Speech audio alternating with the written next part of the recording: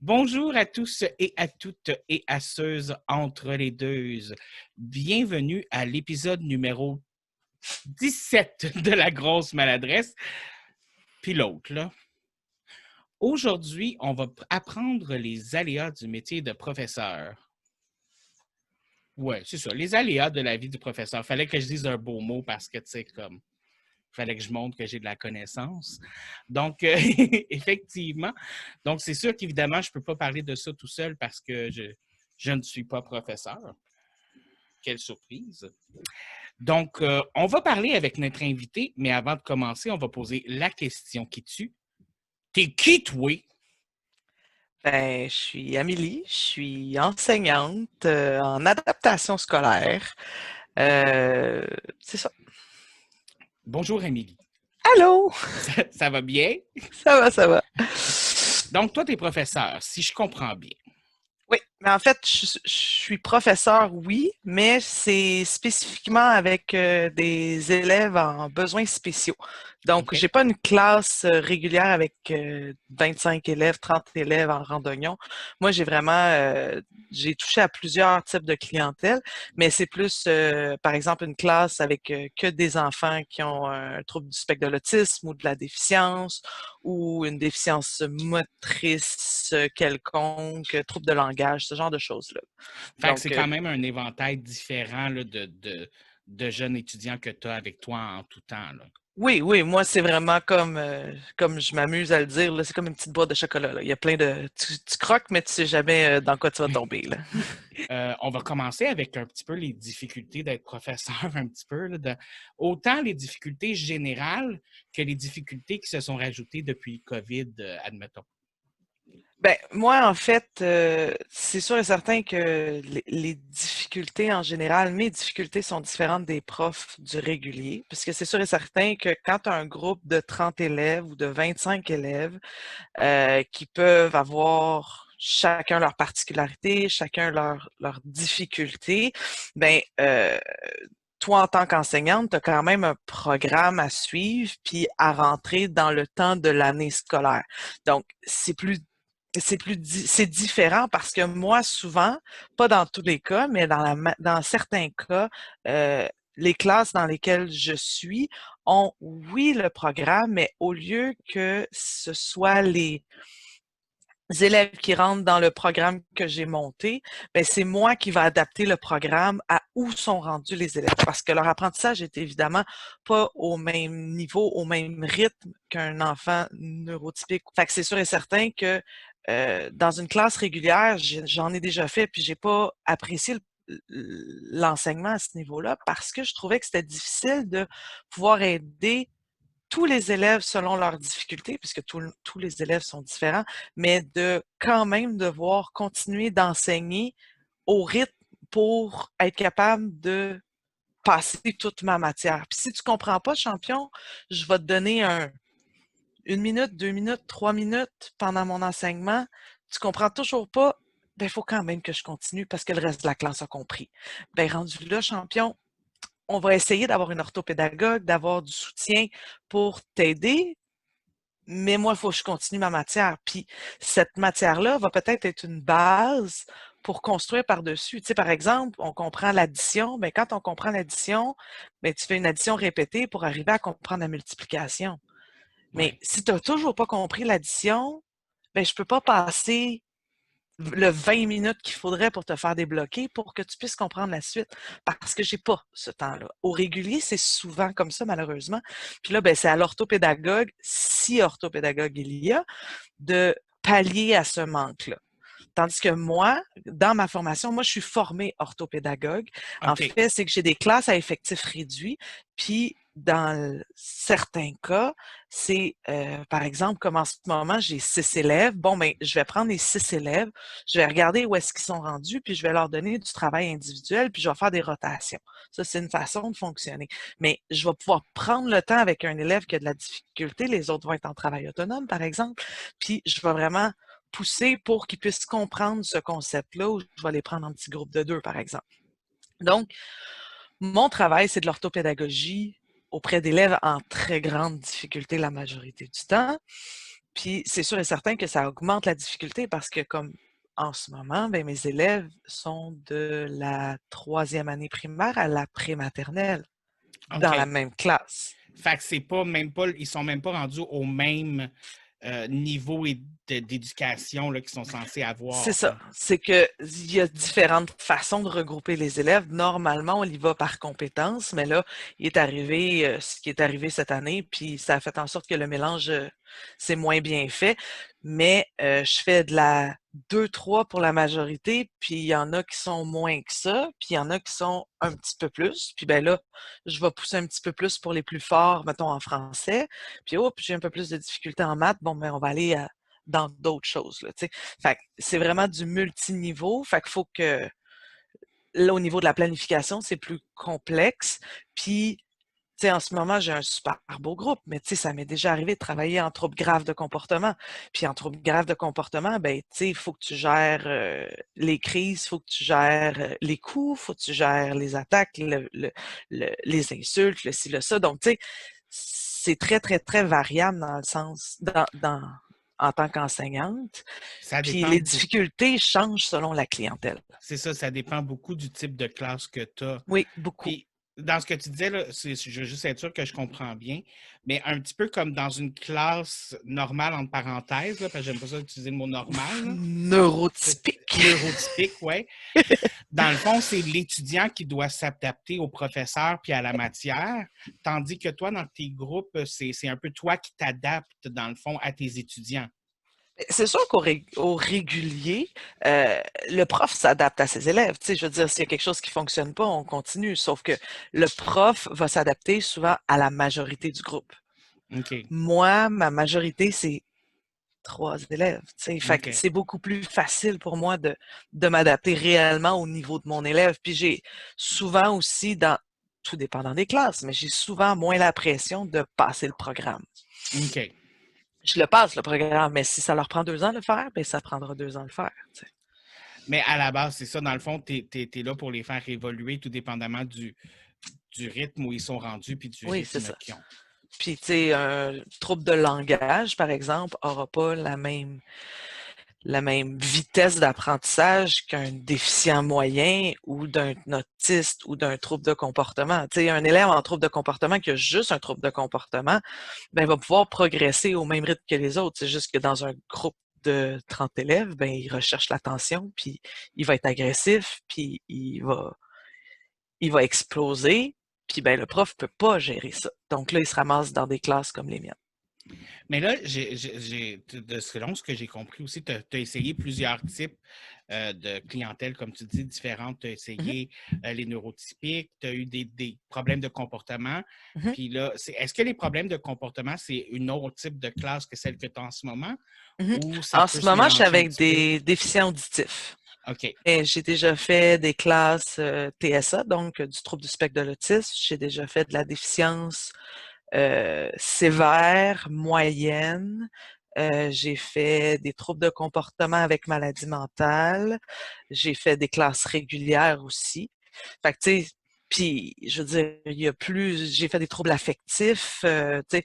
Fait que c'est, en tant qu'enseignante, dans le fond, il faut faire la recherche de quelle clientèle qui t'intéresse le plus, là. Puis avec laquelle tu pas nécessairement de la facilité, mais avec laquelle, Les j'imagine, affinités. ouais, tu te sens ou tu te sens challengé. Je ne sais pas trop un petit peu si c'est Ouais, quelque chose qu'on recherche en tant que professeur, j'imagine. c'est sûr, c'est sûr. C'est des beaux défis, là. Oui. Mais c'est quoi les. Si on oublie un petit peu la différence de. Ben non, on ne peut pas vraiment oublier la différence de classe, mais c'est quoi les difficultés qui se sont rajoutées à cause du COVID en ce moment? C'est quoi là vraiment comme qui est le plus difficile? Je te dirais, parce que pour ce que je vis, moi, ce que je vois mes autres collègues, je te dirais que c'est surtout le stress, toujours présent, puis l'hypervigilance. Tu sais, c'est ce que je trouve le plus difficile, le plus grugeant à travers ça, parce que euh, toujours garder les élèves à 2 mètres, par exemple, puis de toujours penser, OK, bon, ben, j'ai un élève qui pleure, j'arrive pour le prendre, tu sais, pour pouvoir le conseiller, ah, je suis pas supposée. OK, bon, ben. Fait que, tu sais, c'est toujours de, OK, est-ce qu'il a lavé ses mains? Est-ce que, oh, lui, il tousse? Est-ce qu'il y a de la. Tu sais, ça, c'est une situation stressante, évidemment. Puis, je te dirais que c'est plus ça que je trouve pénible, autre que de devoir laver mes tables quand mes élèves rentrent puis sortent de la classe, puis on se met tout du purel à prendre des douches au purel. C'est une Ça, je veux espèce dire. c'est une espèce de police qu'il faut faire de plus par rapport à ce qui se passe dans la classe aussi, là, j'imagine, Oui, ça doit c'est ça. compliquer les choses. Ben oui, mais en même temps, moi, mes élèves sont ça m'aide un petit peu. Certains ont des rigidités. Puis eux-mêmes me disent, Madame Amélie, 2 mètres, coronavirus. Fait que OK. là, moi, ça m'aide aussi parce qu'ils sont très, très conscients, mais j'en ai d'autres qui sont pas du tout conscients. Puis moi, ça me OK. vite dans le vif du sujet, puis dans l'action, j'y pense pas nécessairement, puis c'est les élèves qui me le rappellent. Mais c'est ça, tu sais, là, c'est l'utilisation d'un plexiglas, le masque, les lunettes. Moi, je suis pas au préscolaire, donc j'ai pas besoin de porter tout l'attirail, mais je sais que j'ai des collègues au préscolaire qui doivent mettre un sarrau pour travailler parce qu'ils peuvent être en contact étroit avec Physique, les là. enfants. Ouais, exact. Mais tu sais, c'est de devoir nettoyer toutes les poignées de porte, de nettoyer les bureaux, de nettoyer, tu sais, tout ça. C'est sûr que je rentre dans ma classe, je fais le ménage, je sors de ma classe, je fais le ménage parce que je ne sais pas qui rentre et qui sort quand je suis pas présente. Euh, Avant, ben, je pouvais circuler entre mes bureaux souvent, puis encore là, moi, il faut pas oublier, ma clientèle sourde fait de la lecture labiale avec un masque. Oh, oui, j'avais pas pensé à ça. Donc, moi, je Oh! porte pas souvent mon masque. Donc, la distanciation est ultra importante. Fait que je peux plus circuler dans ma classe. Quand j'aide mes élèves, ben, j'ai littéralement à mon bureau un plexiglas que je vais tirer pour pouvoir mettre le bureau de l'élève à côté de moi pour qu'on travaille, mais je peux plus avoir de contact pour lui montrer sur sa feuille. Ben, j'utilise un petit laser pour pouvoir lui montrer sur. Fait que, tu sais, c'est toutes des accommodations qui se font, mais en bout de ligne, tu sais, ça peut être lourd, là. Mais ça doit être bizarre aussi dans un contact avec des enfants, dans le sens où, tu sais, normalement aussi, je veux dire, c'est à l'école aussi que tu apprends justement à comment dealer les contacts avec d'autres êtres humains. Ça doit rendre Mhm. ça un peu bizarre aussi, de comme. Moi, je le vis pas tant que ça, considérant, tu sais, le concept de bulle, que la classe est une bulle. C'est sûr et certain qu'une récréation à 6 élèves, c'est longtemps, là. Mais puis surtout, c'est que mes élèves, leur objectif, c'est de faire de l'intégration, entre autres, au régulier. OK. Donc, souvent, vu que j'ai un petit groupe, ben, ils vont être intégrés dans des groupes réguliers aussi pour pouvoir travailler, entre autres, le travail avec l'interprète, puis ce genre de choses-là. Donc, pour que normalement que ça se fasse, il faut qu'ils puissent changer de bulle. Mais OK. là, ça peut pas se faire à cause de la COVID. OK. Fait que normalement, dans le fond, tu travailles à les rendre pour qu'ils puissent aller dans des classes. J'ai tout le temps le mot normal qui me pomme dans la tête. Je suis Régulière, vraiment c'est de, des des classes classes régulières. régulières. Ah, OK. Parce que c'est ça, en fait, le fonctionnement de mon école, c'est que c'est des élèves qui ont une surdité, viennent à l'école, s'outillent par rapport à leur surdité, utilisation d'interprètes, utilisation d'un système MF qui appelle, là, que c'est comme un micro dans le cou du professeur, ou de la lecture labiale. Puis, tu sais, c'est plein de petits outils. Puis une fois qu'ils sont fonctionnels avec ces outils-là, ben on essaie de les transférer vers le régulier pour qu'ils puissent retourner à leur école de quartier. Fait que, tu sais, moi, ma classe, en ce moment, c'est vraiment comme une classe tremplin. Contrairement, par exemple, quand je faisais de la déficience ou quand je faisais du trouble de spectre de l'autisme, ben, ça, je veux dire, c'est pas un tremplin, là. Quand tu es rendu dans ces classes-là, c'est que tu vas probablement terminer ta scolarité dans ces classes-là. Mais c'est quand même intéressant d'agir justement en tant que tremplin vers vers un autre, je sais pas, je C'est trouve ça beau. cute. C'est Ben, tu sais, inspirant. personnellement, j'aime ça, le métier de professeur. Ben, je connais pas tant que ça. Mais je veux dire, moi, les professeurs que je connais, c'est principalement les professeurs que j'ai eus dans la vie. Tu sais, on s'entend. Puis, je veux dire, j'avais pas beaucoup d'amis à l'école. Fait que la plupart de mes amis, c'était mes profs, tu sais. Fait Mhm. que, veux pas, tu sais, j'ai toujours peut-être vu les professeurs d'une façon différente que les étudiants. cool de l'école. Fait que, tu sais, il y a peut-être ça aussi, mais j'ai toujours eu une espèce de petite fascination d'eux parce que je pense que personnellement, je ne serais pas capable de faire ça. J'ai pas tu me connais, j'ai pas la patience. Mais c'est encore drôle, David, parce que moi, personnellement, j'ai fait du régulier et je n'ai aucune patience. Aucune. Quand un enfant ne... Il y a comme une différence dans la patience. Moi, OK. c'est comme ça que je le perçois, puis c'est une des raisons, en fait, qui m'allume dans le métier d'enseignante, c'est qu'un enfant qui a la capacité de comprendre et qui ne veut pas comprendre. J'ai eu des élèves là, qui s'opposaient littéralement au travail. Pourquoi? Parce que Sans raison précise, juste parce que. ça, je n'ai aucune patience. Mais aucune patience.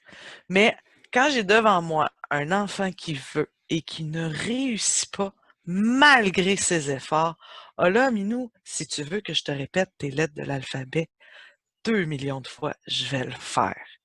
Parce que là, moi, comment moi je le perçois, c'est que ce petit coco-là ou cette petite cocotte-là a perdu à la loterie de la vie jusqu'à un certain point. C'est pas de sa faute.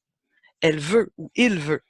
Mais la vie, que ce soit génétiquement, environnementalement ou peu importe, il y a quelque chose hors de son contrôle à lui qui fait en sorte qu'il réussit pas. Mais ça, Minou, moi, je vais t'aider. Parce que tu veux, puis il y a comme une bad luck où il y a une situation qui a fait en sorte que tu y arrives pas. Mais ça, moi, là, j'ai une patience infinie pour ces enfants-là. On va trouver une façon pour que tu Exact, puisses atteindre ton but qui est de exact. comprendre. Mais ça, là, moi, j'ai tellement, tu sais, mes cocos, là, ils travaillent tellement fort, mais tellement fort pour arriver à faire la moitié de ce qu'un enfant régulier peut faire.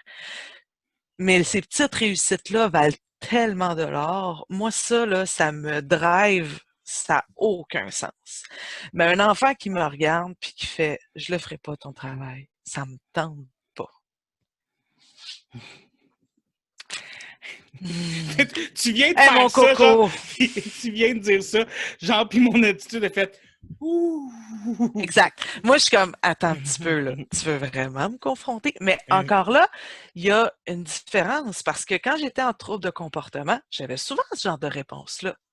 Mais encore là, ces enfants-là étaient souvent dans des milieux qui faisaient en sorte qu'ils étaient plus réactifs, qui faisaient en sorte qu'il va confronter l'adulte, tandis qu'au régulier, ben, t'as pas tout ce background-là de connaissances sur l'élève, puis tu as juste l'élève qui te confronte. Puis là, ben moi, ça venait me chercher.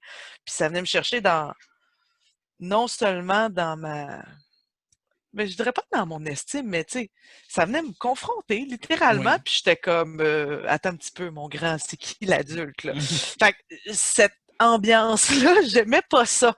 Donc, en adaptation scolaire, ça me permet d'avoir comme un recul en connaissant l'historique de l'élève, puis de faire comme OK, ça se peut, puis c'est correct. On va passer au travers de la crise, puis on va passer à autre chose. Puis même un petit peu comme tu disais là, dans les classes de troubles de comportement où c'est pas nécessairement en réactivité à toi, mais en C'est absolument réactivité pas en à ce qui se réactivité à ça. passe dans leur vie, tu sais. Mais la majorité du temps, c'est ça. Puis quand ils réagissent à toi, ben c'est qu'ils vont essayer de d'ébranler le lien de confiance puis le lien affectif que tu as avec eux pour voir. Moi, je me suis, tu sais, l'élève, c'est ça, il se dit pas ça, mais c'est un peu le processus mental. C'est, je me suis fait abandonner dans ma vie. Est-ce que toi aussi tu vas m'abandonner? Est-ce que je peux vraiment te faire confiance? Puis ben, je vais tout faire pour que tu m'abandonnes avant. Tu sais, c'est moi, ça va être à cause de moi que tu vas m'abandonner. C'est pas quand je vais te donner ma confiance que tu vas me laisser tomber. Fait que, tu sais, Mm. tout ce lien affectif-là à développer fait que, tu sais, tu t'attaches beaucoup, beaucoup aux élèves, puis, tu sais, ça vient vraiment te chercher quand il y a des belles réussites, puis, tu sais, moi, je me sens beaucoup plus impliquée auprès de ce genre de petits cocos-là. Mais en même temps aussi, j'imagine que euh, quand tu as des plus petites classes, j'imagine, je ne sais pas si les troubles de comportement, c'est des plus petites classes aussi, Oui. mais quand tu as des plus petites classes, j'imagine aussi que tu as un petit peu plus de temps pour créer des liens avec tous tes élèves aussi. Tu sais, oui, j'ai plus de temps, mais considérant que j'ai plusieurs niveaux, que j'ai plusieurs difficultés, tu sais, comme par Oui. exemple, moi, mes cocos en ce moment, c'est beaucoup, beaucoup de troubles de langage parce qu'il y a beaucoup de mots qu'ils connaissent pas.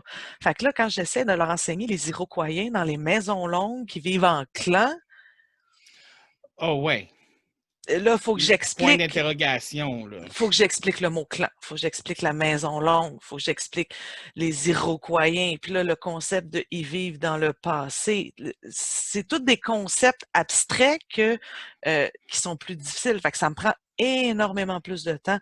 Même juste lire un livre, ça peut être plus difficile parce qu'il y a beaucoup de mots de vocabulaire qu'ils comprennent pas. Fait que ça prend plus de temps, même en enseignement. Fait que oui, je passe plus de temps avec mes élèves parce que j'en ai moins, fait que je peux créer plus de liens, mais au niveau de l'enseignement, ça prend vraiment plus de temps aussi parce Ouais, qu'ils ont des troubles spécifiques.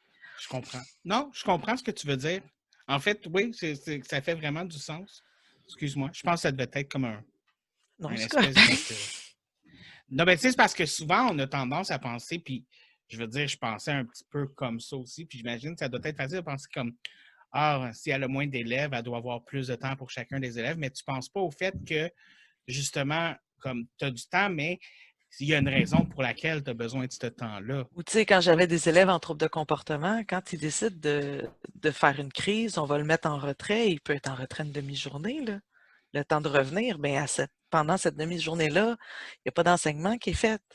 Puis il faut que je fasse de la récupération de l'enseignement que j'ai fait en grand groupe avec lui.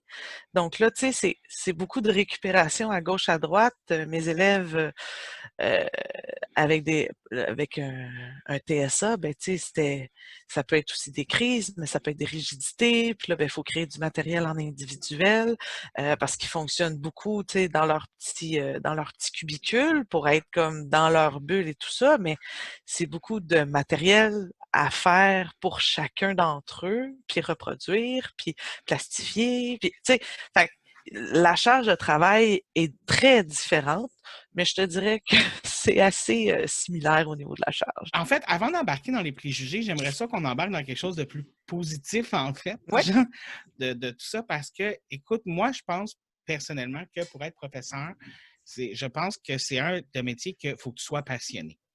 Il faut que tu aies la passion de l'enseignement, il faut que tu gardes la passion au quotidien, puis il faut que tu essaies de transmettre cette passion-là à tes étudiants. Et comment tu maintiens la passion et comment tu la transmets à tes étudiants, puis aussi comment tu la gardes pour toi-même aussi, tu sais. mais j'aime que tu utilises le mot passion et non pas vocation, parce que souvent, il y a comme une mince limite entre les deux, une mince ligne en fait entre les deux. Puis moi, je trouve qu'une vocation, euh, c'est que tu donnes corps et âme sans compter, puis c'est souvent à, à donner à des rôles féminins, des emplois majoritairement féminins pour justifier le fait qu'on te donne des conditions de marde puis que tu les acceptes.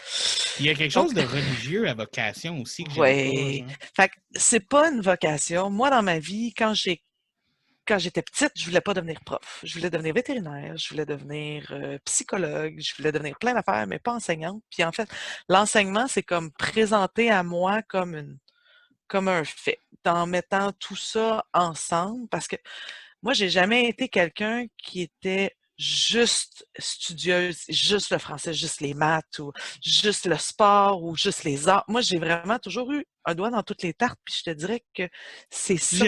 J'aime ça comme expression, un doigt dans toutes les tartes. C'est la première fois que je l'entends, puis j'aime vraiment ça. Mais j'ai vraiment toujours été comme ça. Puis en fait, moi, c'est ça qui m'a mené à l'enseignement, de pouvoir, tu sais, moi, je suis prof de maths, je suis prof d'éthique et culture religieuse, je suis prof de français, je suis prof d'art plastique, je peux bouger avec mes élèves à la récréation, je peux les amener à faire du yoga dans ma classe si ça me tente. Je suis vraiment quelqu'un de très structuré dans ma vie, mais qui déteste les routines. Donc, de pouvoir être dans ma classe, puis OK, aujourd'hui, ça me tente pas de faire des maths. Ben, j'en ferai pas des maths. puis je vais faire ça autrement. Puis de pouvoir créer du matériel, puis créer des activités qui font en sorte que les petites lumières s'allument dans les yeux de mes élèves, puis « Oh là, j'ai compris! Oh là! Oh wow! » Tu sais, ce oomph-là fait en sorte que, tu sais, ça me tente, ça me drive, que je fais une activité chez moi, puisque évidemment, les activités, le matériel, puis tout le travail, la préparation se fait souvent de soir. Mais de me dire ça va allumer tel élève, puis ça va tellement travailler telle difficulté. Moi, ça m'allume, là, puis ça me fait tellement triper de voir à quel point je peux influencer mes élèves, puis de me dire, ben, parce que j'ai monté cette activité-là, parce que j'étais présente aujourd'hui, ben, ma classe a été mieux que si j'étais pas là. Parce que j'ai déjà travaillé avec des déficients profonds, avec plusieurs comorbidités, là, dans le fond, plusieurs troubles associés, puis c'était des petits cocos poqués. Mais j'étais dans cette classe-là, puis ça m'allumait pas tant parce que ce soit moi ou une autre, je voyais pas que je pouvais faire la différence. OK. Mais moi, de me lever le matin puis de me dire, si je ne vais pas en classe aujourd'hui, mes élèves ne fonctionneront pas ou vont fonctionner moins bien. Moi, ça m'allume. Ça me dit, tu sais, je sers à quelque chose. C'est sûr que c'est un emploi dans la relation d'aide. Fait que, tu sais, c'est sûr que c'est tout en lien avec c'est du give and take, vraiment Ouais. beaucoup. Puis de m'asseoir puis d'avoir mes petites lumières devant moi, ça n'a aucun prix. Pour moi, là, c'est vraiment quelque chose qui m'allume, c'est des petites lumières. Mais ça m'allume, puis même les échanges, tu sais, des fois, je parle des contraires avec mes élèves, là, en ce moment, là, des antonymes, synonymes et tout ça. Puis là, je dis, OK, c'est quoi le contraire d'une sorcière méchante? Et là, j'ai un de mes élèves qui me dit, ben, un sorcier, Madame Amélie. Oh, c'est pas une mauvaise réponse. Ben, tout ça, ça m'allume puis ça me drive. Puis oui, effectivement, un sorcier, ça serait le contraire d'une sorcière. C'est pas la réponse à laquelle je m'attendais. Fait que c'est toujours comme une danse un peu avec les élèves, puis c'est toujours de patiner, puis de toujours m'adapter. Fait que ça, pour moi, écoute, je te dis, j'en parle, puis j'ai la chair de poule. Ben, C'est le plus beau métier du monde. C'est difficile, mais c'est vraiment le plus beau métier du monde. Puis de me dire que mes élèves, ben, un jour, vont peut-être se ramasser dans un podcast et dire, moi, là, je me souviens de tel professeur, mais les professeurs que je me souviens, c'était mes amis. Mais de me dire qu'un jour, il y a un élève qui va penser ça de moi, ça me fait un wow. c'est clair qu'il va en avoir. Je veux dire, juste avec la passion que tu as dans ton. Personnellement, là, je t'écoute parler, puis je te regarde en même temps parce que c'est le fun de regarder la personne à qui on parle. Mais ça se voit même dans ton nom, voyons, comment t'appelles ça, là? Non-verbal? Oui, ton non-verbal, ton langage corporel. Tu t'en parles, puis ça se voit, là, t'es allumé par ça, puis c'est beau à voir. Sincèrement, personnellement, si j'avais mon enfant dans une classe, si j'avais un enfant qui était dans une classe, j'aimerais ça avoir un professeur passionné comme ça. Je veux dire, tu sais, comme, c'est ce que tu veux pour ton enfant. Tu veux un professeur, justement, qui va vouloir wower, en fait, d'une certaine façon, comme je ne sais pas comment l'exprimer, mais c'est ce qu'on. Tu sais, moi, personnellement, c'est ce que je pense que je voudrais pour mon enfant. Puis, justement, ça se voit que tu Merci. as cette passion-là. Et je trouve ça beau de savoir parce que justement, on n'en parle pas assez souvent dans le sens où tu le disais toi-même, le métier de professeur, c'est difficile. On ne se cachera pas, on se mettra pas la tête dans le plancher. Là. Le métier de professeur, c'est difficile. T'sais, on en entend tout le temps, il n'y a pas assez de budget, il n'y a pas assez de ci, il n'y a pas assez Mais, de ça. tu sais, David, est-ce que tu connais un emploi où tu fournis tes propres crayons? Non. Enseignante. Ben oui, j'en connais un, mais non dans le sens où tu comprends ce que je veux dire. Là? Tu sais, je veux dire, moi, il y a beaucoup de situations. Tu sais, je donne l'exemple du crayon parce que j'ai jamais eu dans une de mes classes des crayons fournis. Là. c'est sûr qu'on me laissera jamais sans crayon, mais courir après une brocheuse ou devoir l'acheter sur mon budget de classe qui normalement pourrait passer à des photocopies ou du matériel.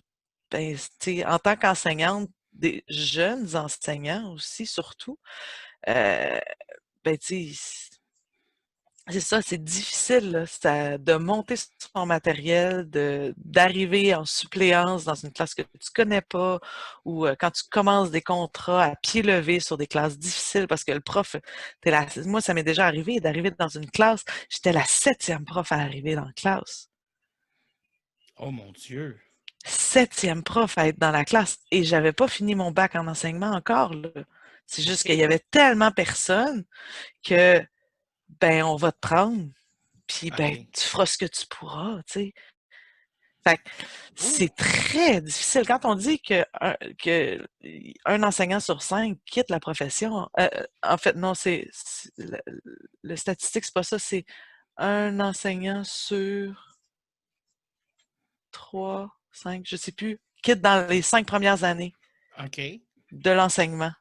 C'est vraiment énorme, mais c'est que la tâche est tellement lourde, surtout pour les nouveaux enseignants qui veulent performer, évidemment, parce que, je veux dire, c'est des petites vies que tu as dans les mains, là, que ce soit au régulier ou en adaptation scolaire, c'est des petites vies que tu as dans tes mains, là, que, tu sais, si ils réussissent pas à compter 1+1, là, ben, ça va être difficile leur vie, là. Fait que Oui, tu veux pas effectivement. rater ton coup, tu sais.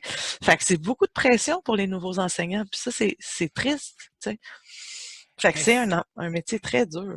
puis on a tellement d'attentes envers les enseignants, puis c'est des attentes qui, selon ce que j'ai compris, parce que je me suis renseigné quand même un petit peu avant d'avoir cette conversation, ça, mais c'est des attentes qui sont un peu hors normes puis qui font pas de sens des fois. Comme quoi? Ben, dans le sens justement où tu le disais tantôt, dans quel métier on te demande de débourser ta poche Ah, pour mais faire ça, le je veux dire, métier? c'est régulier. Tu sais, moi, ça fait 6 ans que j'ai terminé mon bac, mais ça fait 8 ans que j'enseigne. 8 ans? 9 ans que j'enseigne. Puis à chaque année, je débourse de ma poche encore aujourd'hui, malgré mon budget. Puis je vide mon budget complètement. Puis je débourse quand même du matériel de ma poche, puis je vais imprimer du matériel chez moi, je vais le plastifier chez moi, puis c'est du matériel pour les élèves, là. C'est pas des décorations que je vais coller sur mes murs, là. C'est des cartes à tâches, c'est du travail, Puis Fait que je débourse. on s'attend à ce que les profs fassent ça, Oui. mais tout le monde qui n'est pas professeur dans la vie aurait besoin de faire la même chose pour leur travail, puis ils seraient les premiers à capoter puis à pogner les nerfs. Comme par exemple, là, si je veux une chaise, il faut que je le débourse sur mon matériel de classe. Puis tu sais, j'ai un budget j'ai pas un budget de 500 pièces là pour un budget de classe, là. Mais il faut que je m'achète une chaise. OK, mais si je m'achète une chaise avec mon budget de classe, ce qui est possible, Tu perds ton budget de ben classe pour tout le reste. c'est ça. Fait que rendu là, tu sais, c'est des choix. Oui, c'est des choix, mais d'une certaine façon, c'est un. En tout cas, bref. Mais c'est des choix, puis c'est un choix personnel que je fais. Même Oui. chose, tu sais, si je veux m'acheter une bibliothèque pour dans ma classe, je peux soit l'acheter sur Marketplace à 20 $. Ah, mais Amélie, t'as pas de facture, fait qu'on peut pas te rembourser. Ouais. Il aurait fallu que tu passes par les fournisseurs. Oui, mais par les fournisseurs, ça me coûte 250 $. Oui, mais c'est des fournisseurs acceptés par la commission scolaire. Ouais. C'est ton choix. Sauf que c'est presque tout ton budget de ta classe. Et voilà. Puis là, ben, tu sais, il y a des accommodements qui peuvent se faire et tout ça, mais, tu sais, je veux dire, c'est difficile. Fait que, tu sais, rendu là, c'est des choix que tu fais, puis, tu sais, c'est ton milieu de vie aussi, là. Tu sais, en tant Mais, qu'enseignante, tu passes beaucoup de temps dans ta classe, fait que souvent, ben, tu vas y aller avec la facilité de, bon, un petit 20 pièces ici, un petit 20 pièces là, puis en bout de ligne, ben, c'est ça. c'est juste que selon moi, c'est des attentes. Parce que c'est rendu qu'on s'attend à ce que les professeurs déboursent de leur poche. Peut-être pas tes patrons puis tout ça. Eux autres, ils veulent sûrement que tu utilises le budget, Oui, oui. clairement. La Mais pression vient pas des c'est patrons. ça. La Mais pression, c'est que, comme je te dis, si tu veux allumer des petites lumières, petit papier crayon, ça devient un peu long des fois. Fait que tu veux comme améliorer. Si tu veux faire du flexible seating, qui est très à la mode en ce moment, ben oui, tu peux acheter ça sur ton budget de classe. mais c'est un choix que tu fais.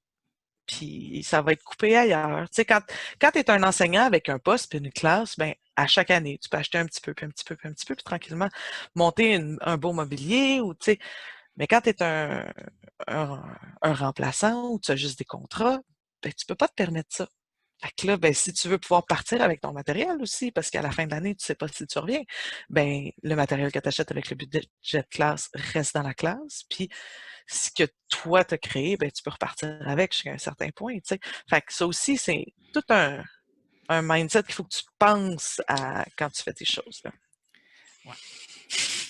Mais c'est peut-être aussi parce que je pense que les attentes qu'on a envers les... Je dis on en tant que société, là, comme en gros, là, tu sais, mais les attentes qu'on a envers les professeurs, ils viennent souvent des préjugés qu'on a contre les professeurs aussi. Parce qu'il y a beaucoup de préjugés envers les professeurs. Euh, je vais en donner un, puis je sais que tu vas vouloir en parler tout de suite parce qu'on en avait un peu parlé avant, là, mais les 2 mois de vacances par année. Vous avez Mhm, 2 mois de vacances par année, vous autres, les profs. mhm. Ouais. Explique-nous donc pourquoi c'est pas la réalité des choses. Allez, vas-y. Ben, en fait, c'est que, tu sais, on est payé à l'année, oui, sauf que officiellement, de la façon que ça se fait, c'est que on est payé, on reçoit notre salaire de 10 mois en 12 en fait. Donc, je reçois pas mon plein salaire, puis ils mettent un peu d'argent dans la banque. Puis, comme ça, ben, pendant l'été, j'ai des payes. Fait que c'est de l'argent pour lequel j'ai déjà travaillé, mais ils répartissent ça pendant les 2 mois de vacances pour que je puisse avoir un salaire quand même pendant ce temps-là. Tu sais, quand t'es un contractuel, ben, officiellement, ton contrat finit en juin, ben, l'argent qu'ils mettent dans la banque, qui est de l'argent que tu as déjà gagné, va être remis en un seul coup, en fait, parce que c'est de l'argent OK. qui t'ont comme gardé. Sauf que officiellement, c'est pas, tu sais, je devrais gagner plus à chaque semaine, mais ils répartissent pour être comme normal, pour être capable de survivre pendant l'été et non pas être sur le chômage. Fait en fait, c'est mon salaire est annualisé, en fait, c'est surtout ça. Mais Fait ça que fait en sorte.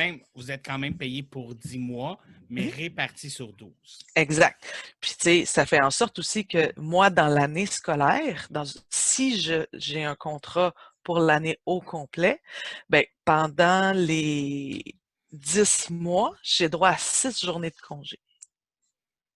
6 journées de congé en 6 mois. 6 journées de congé en 10 mois. Et ces journées-là de congé, comme par exemple, là, je me fais remplacer la semaine prochaine.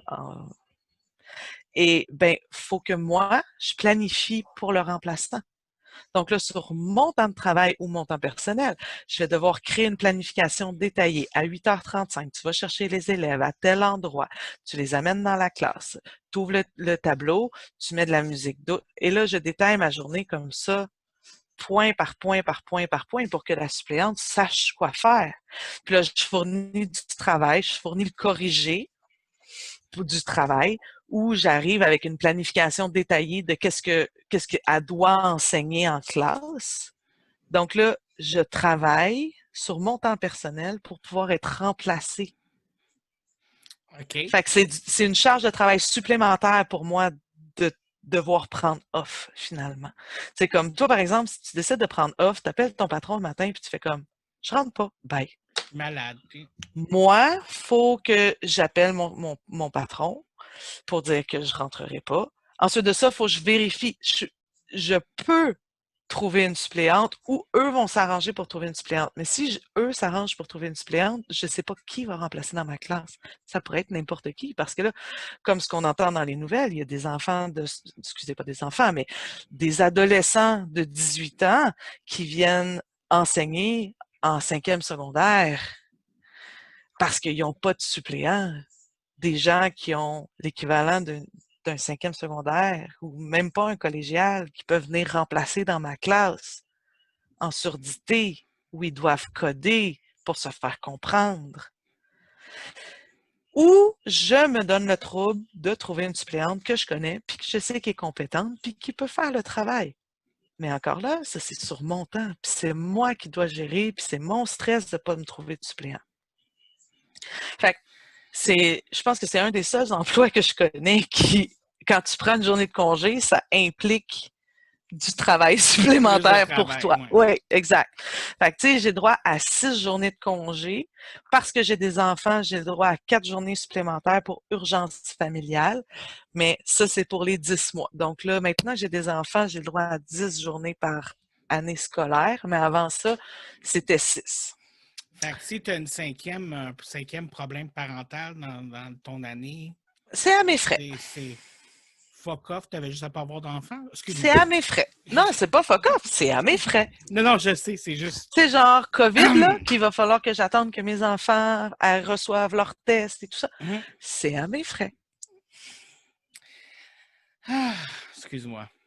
Mais moi, je ne perdrai pas mon emploi à cause de la COVID. Fait que, tu sais, il y a toujours les pour et Il les y a des contre, là. plus puis des moins, c'est sûr, mais ça reste quand même. C'est juste qu'on juge les professeurs sur des choses comme ça, mais dans le fond, on ne connaît juste pas la réalité. Des Ah oui, choses. puis les journées pédagogiques aussi. C'est pas des journées de congé. Non. Non, mais ça, je savais, par exemple. Je Les suis au professeurs, travail, oui, les professeurs sont à l'école. mais j'ai des amis qui travaillent, tu sais, qui travaillent même dans le milieu, tu sais, en travail social, par exemple, ce genre de choses-là, puis qui me disent, ah, mais c'est quand ta prochaine pédagogique qu'on se fasse qu'on aille prendre un café, puis je suis comme, Les étudiants ont congé, pas les professeurs. non, non, moi, c'est mes pires journées de planification et je suis chargée mur à Comme c'est mur pas de permis. formation, de réunion, de planification. Je peux pas manquer de pédagogique. Puis, en même temps, tu parlais de surcharge de travail, un autre préjugé qu'on a avec les professeurs, que votre travail est facile, vous vous occupez juste d'enfants, vous êtes comme des gardiennes. Je l'ai entendu, je l'ai lu, j'ai lu celle-là souvent en cette semaine et ça Mais me pompait. avec la Oui, COVID, c'est souvent ça aussi. mais vous êtes des gardiennes d'enfants. Donc, ça, c'est un terme que je n'ai pas aimé, mais juste en parlant avec toi, puis juste en connaissant le métier de professeur, tu sais, c'est des heures, oui, en classe avec les élèves, mais c'est des heures et des heures en dehors de la classe, planification, tout ça. Comme, qu'est-ce que tu dis à ce préjugé-là, là, que vous êtes des gardiennes, entre parenthèses? Ben, en fait, à ce préjugé-là, ce que je dirais, c'est que c'est pas parce que tu t'es assis dans une classe que tu sais enseigner. Hein, c'est pas parce que tu es dans une salle d'attente que tu es un médecin. Mais c'est la même chose, c'est que les gens passent tellement de temps assis dans une classe que souvent on se dit, ouais, je saurais faire ça, là. Mais c'est que en tant qu'enseignant, il faut non seulement, oui, être capable de jaser pendant 5 heures de temps, mais aussi d'être capable de comprendre les processus qui mènent à l'apprentissage. Puis c'est surtout ça, tu sais, de connaître les étapes puis d'élaborer. Fait que, ben oui, tout le monde est capable de faire 1 + 1 = 2. Mais de faire comprendre à un élève que le chiffre écrit 1 représente un jeton, mais représente aussi un gâteau, que tout ça, c'est la même chose, puis que quand tu en mets deux ensemble, quand tu en mets un plus un et un à côté, comprendre que tu peux les mettre les deux ensemble ou, tu sais, la lettre M fait le son M, mais quand tu le mets avec un A, ça fait ma. Tout ça, c'est tout un processus mental que ça peut être long, puis ça peut être compliqué à apprendre, puis surtout en adaptation scolaire dans mon cas. Puis même au régulier, ça peut être difficile. Puis oui, ça semble facile dans le sens où quand tu penses que tu es dans une classe où tout va bien, c'est sûr, c'est facile. Mais à partir du moment où il y a quelque chose qui accroche, là, il faut que tu commences à patiner. Puis là, il faut que tu aies des connaissances antérieures. Puis c'est là que toute ton assise théorique est importante pour être capable de, à pied levé, tu ne sais pas c'est quoi les erreurs qui vont se ramasser, puis tu ne sais pas c'est quoi les incompréhensions qui vont se ramasser devant toi. Puis il faut que tu sois capable de jongler pour les aider sur le coup. Fait que c'est ça qui est difficile en enseignement. Ben, pas difficile, mais qui fait en sorte que c'est pas juste une présentation orale. Puisque ça, tout le monde peut faire une présentation orale. Mais d'être capable de garder le fil de ce que tu dis, aider le petit Tommy qui est là, qui a de la misère, tout en gardant le reste du groupe attentif, pas de trouble pas de réaction, pas de gestion de classe, puis quand même écrire au tableau et continuer de faire ton codage pour que tout le monde t'entende. Tu sais, c'est beaucoup, beaucoup de choses tout en même temps c'est comme jongler avec des balles en feu. Faut pas que t'en échappes une, tu sais. C'est ça, c'est un multitask intense, là. Oui, c'est ça. Mais avec l'expérience, avec les connaissances théoriques, les connaissances pratiques, puis l'expérience, ben, tu sais, ça devient que ça se fait. Puis plus le prof a l'air de l'avoir facile, plus il y a du travail en arrière de tout ça. Tu sais, c'est le concept de l'iceberg, beaucoup, beaucoup, beaucoup en enseignement. Tu sais.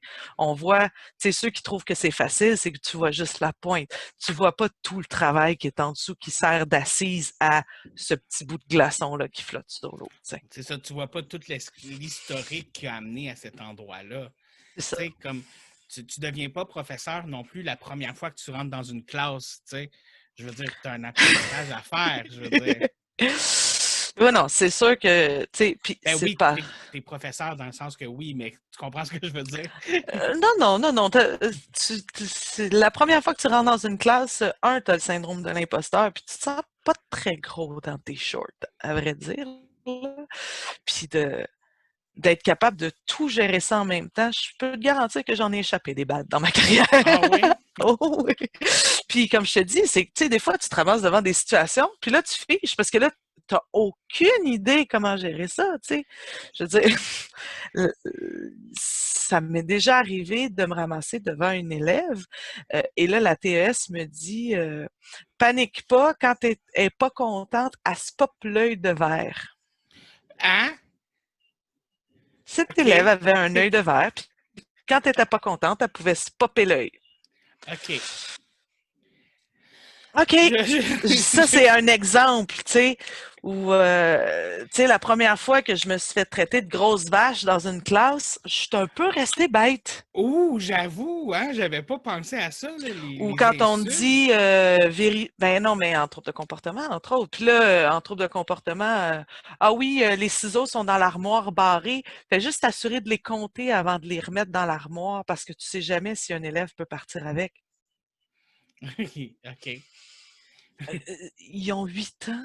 Oh. Fait que, tu sais, c'est OK, il faut que je jongle avec ça. Fait C'est que des choses c'est qu'il vrai. faut que tu penserais pas nécessairement avoir à jongler avec. C'est ça. Tu sais, c'est la surprise, puis le poker face, OK, faut que je deal avec ça, puis il faut que j'aie l'air adulte, puis il faut que j'aie l'air de savoir ce que je fais.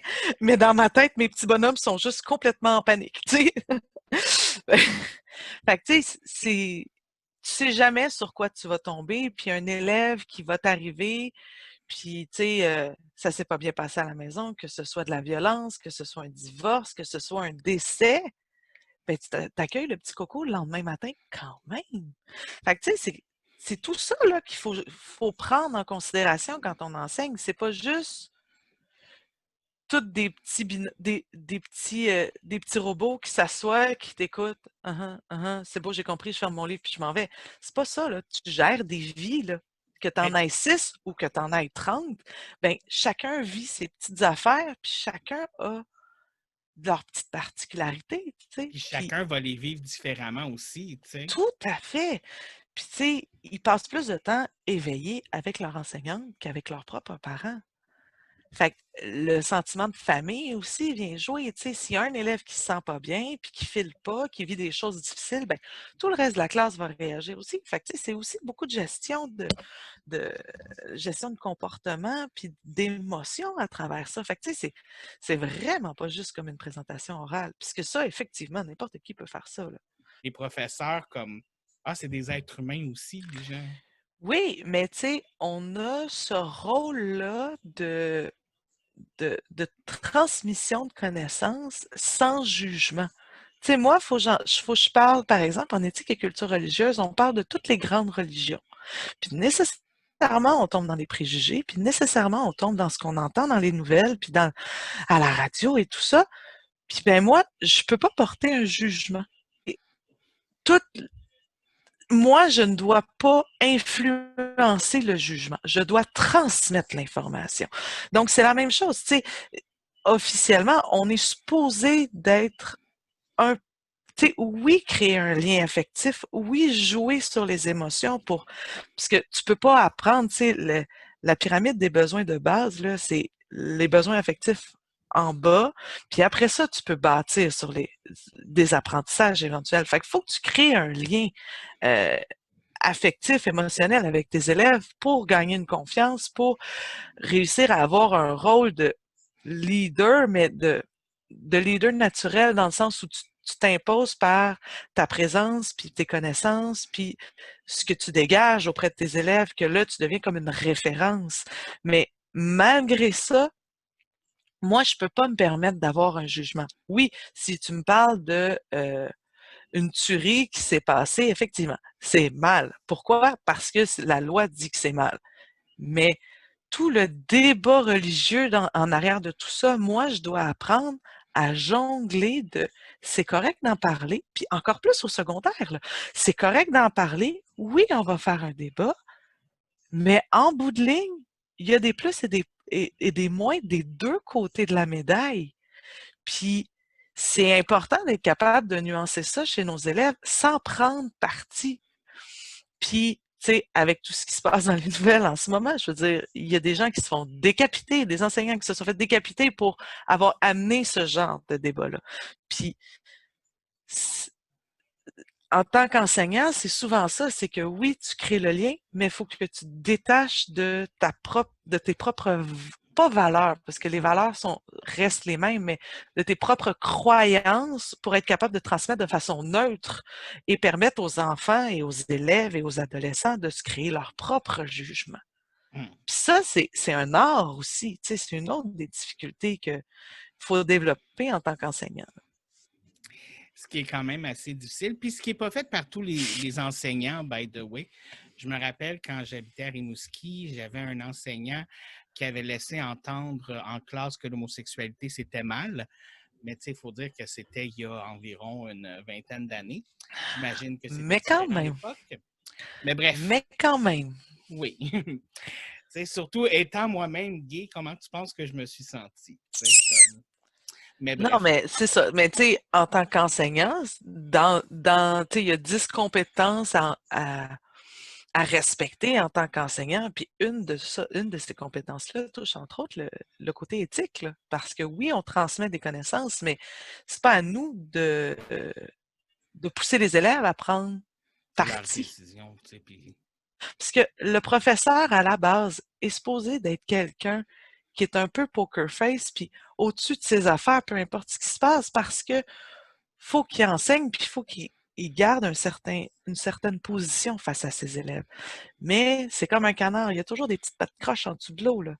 Fait que c'est plus par rapport au jugement que les gens peuvent avoir, d'aller se questionner puis d'aller parler à un enseignant, un peu comme ce que tu fais, pour poser des réelles questions. Parce que oui, tu sais, tu peux avoir des super classes. Puis tu sais, il y a eu un gros débat il y a quelques années par rapport aux conditions là, des profs qui se faisaient frapper, insulter et tout ça. Puis moi, je peux te dire, cette année, là, il y a pas un mot plus haut que l'autre dans ma classe. C'est des petits cocos vraiment fins, vraiment sweet. Mais ça m'est déjà arrivé dans ma carrière de devoir faire attention parce que mes élèves me lançaient des chaises. Fait que, hmm. est-ce que est-ce que c'est vrai? Oui, pour certains, puis pour d'autres, non.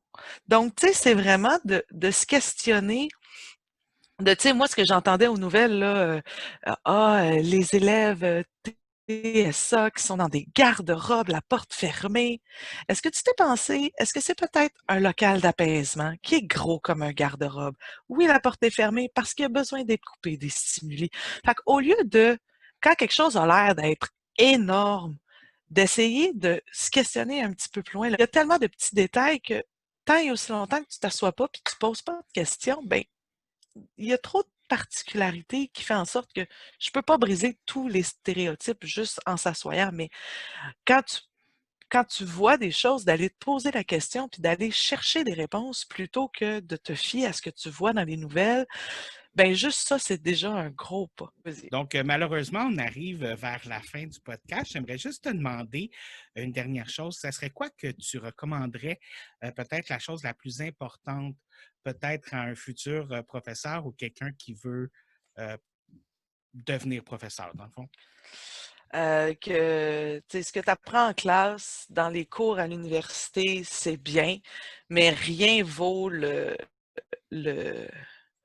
les connaissances sur le terrain, de prendre le plus possible de, d'apprentissage, de matériel, de connaissances, de routines, de trucs venant de leur prof de stage pendant les stages, puis de ne pas avoir peur de se lancer en suppléance aussi. Parce que c'est le meilleur moyen de tester si ça t'intéresse, puis d'autant plus en adaptation scolaire, parce que c'est là que tu apprends à connaître les clientèles. Puis de, de, d'apprendre à créer d'apprendre à connaître les clientèles, ça te permet de te connaître en tant qu'enseignant aussi. Qu'est-ce qui te convient, puis qu'est-ce qui te convient pas. Tu sais, comme moi, par exemple, j'ai appris que les troubles moteurs, j'étais incapable de faire ça. Du tout, du tout, du tout. J'avais de la difficulté. Alors que des troubles graves de comportement, comme je dis, moi, ça, c'est du bonbon, là. J'adore ça. Mais venant de l'extérieur, quand tu penses à ça, qu'est-ce que tu préfères, un élève en chaise roulante ou un élève qui te lance un crayon ou qui t'envoie te promener? Ben, c'est clair que tu te dis que je préfère 100 fois la chaise roulante, mais moi, ça m'a complètement turné off. Fait que d'apprendre beaucoup, beaucoup dans les stages, puis d'apprendre beaucoup, beaucoup dans la suppléance, c'est vraiment par là que ça passe. Que c'est pas un métier facile, qu'il va y avoir des hauts et des bas, il va y avoir des journées qui fonctionneront pas, puis il y a des journées qui vont te faire voler comme ça n'a aucun sens, mais c'est le plus beau métier du monde. C'est beau! C'est vrai que c'est beau. Oui!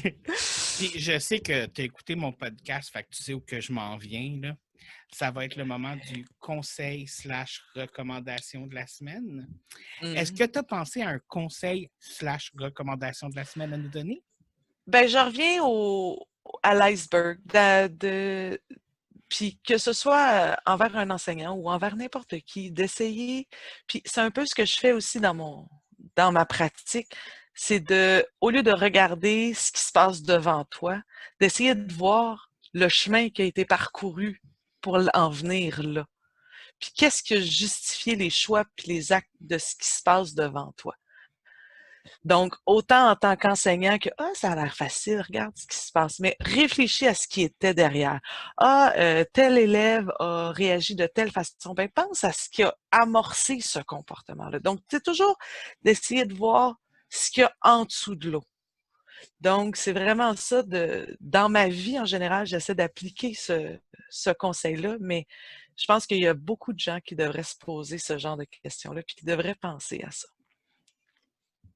Normalement, moi, j'aime bien faire des conseils/recommandations humoristiques la plupart du temps, mais cette fois-ci, j'ai un petit peu envie d'être sérieux, guys. Moi, je voudrais vous dire, c'est clair que dans votre vie, que ce soit au primaire, secondaire, à la petite école ou à l'université, tout ça, il y a des professeurs qui ont fait la différence dans vos vies. C'est clair, net et précis qu'il y a des professeurs qui vous ont amené tellement de positifs.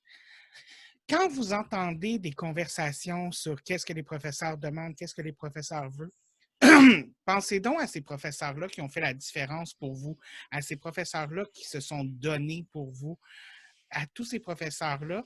Et imaginez-vous tout ce qu'ils auraient pu faire de plus s'il y avait eu les moyens de le faire. Écoute, donc, moi, c'est ça le conseil que je veux donner aujourd'hui. Donc, Tu vas me faire pleurer, David. Mais là, je m'excuse. Désolé, c'était pas mon but.